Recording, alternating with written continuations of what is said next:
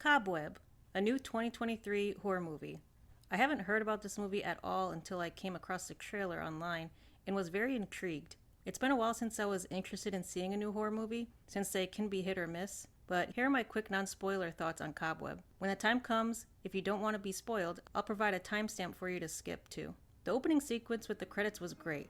I really got hooked in with the music and the cinematography. I believe it starts the week before Halloween, and it definitely feels like it. A lot of orangey yellow tones, very nice. Just from watching the trailer, the house kind of gave me Malignant or Hereditary vibes. Like, the setup doesn't feel like a normal house, nothing natural, so it was very disorienting. The interior is almost fairy tale-like at times. The sound design was also very good. The bumps within the house added to the creepy atmosphere for sure. It was a nice touch. If you could watch this with headphones at some point, you'd definitely get a better feel for the sounds of the house. Especially for me, being a light sleeper, I can relate to feeling uneasy with bumps in the night. I like that the trailer did not give much away.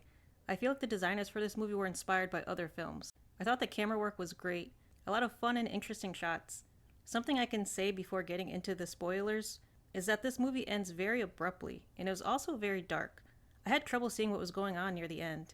I definitely appreciate this movie and would probably watch it again. However, I was a bit disappointed.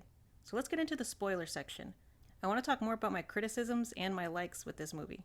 Skip to this timestamp in this video to avoid spoilers and for quick final thoughts. One of the disappointing things here was that the scary part they showed in the trailer of the mother running towards the son was pretty much it. I was looking forward to more of that kind of situation, but instead that sequence was just a dream and nothing else like it happened. You would believe that from the trailer, perhaps the mother had more to her in a physical or mental sense than it appeared, but no. So what's really going on here? Who or what is knocking in the night? Turns out, Peter! Daddy! Peter has a sister, and this sister's in the walls. She is living in the walls and communicates to him, telling him what to do and a little history of their parents.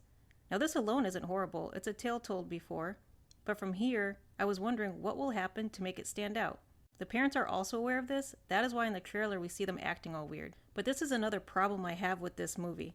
These kinds of situations where people are acting suspicious and not communicating when they're seemingly trying to protect someone or something, there's no reason to be like that if you are actually trying to help, right? It's the typical, we have to be odd and ominous for the story. What is the purpose of being cryptic?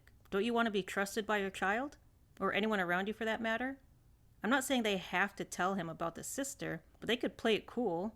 Peter, the son, also doesn't even tell them what he knows about her until it's too late. When did the parents change? They seem to love their son, yet it seems like overnight they completely change into non-communicative people. I never understood why it's written this way. They can't just pretend to be normal for like 15 minutes. No.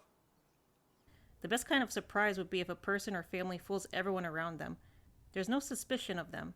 That way we, the audience, or someone else in the film, see that change. It is jarring and flipped over our heads. From all the information Peter is getting from his sister, he does the unthinkable.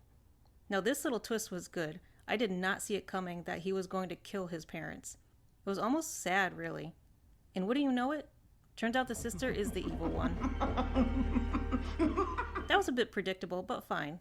She waited for the right time to show herself to Peter and manipulate him into doing anything she wanted so that she could get out. Here come many questions and issues I have here. There's not much of an explanation of her other than she was born different. What exactly is she? Is she a creature? A demon? A normal person? Her face is weird, but she has a human body, but seemingly supernatural powers and strength. She can crawl on walls like a spider. And no, her telling Peter she learned to climb and bite is not a good explanation to me. This movie got a little tropey near the end. This woman has no survival instinct. Peter several times yells at her to run, yet she goes deeper into the house. It was a bit frustrating, but the movie's got a movie. The nosy teacher and the bullies. Yeah, they throw in his bully at the end, just to be killed, I guess? This was so out of nowhere to me. Was this added to pad the runtime? Add more conflict?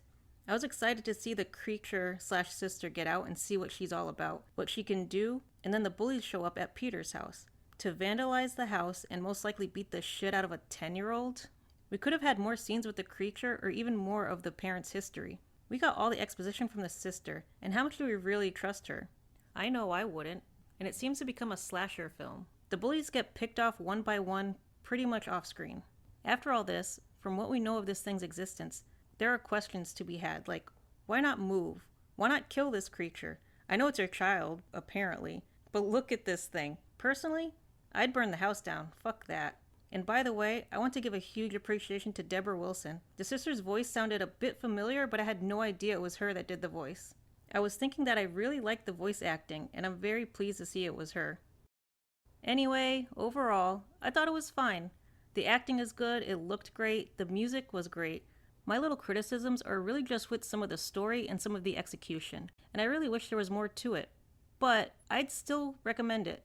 Like I said, I would be willing to watch it again. I had my issues with it, but there is something there. There's potential, and I appreciate it. Let me know what you thought of the movie, and look out for my next horror movie review of Talk to Me. Please like, subscribe, follow me on Rumble, and I'll see you for the next one.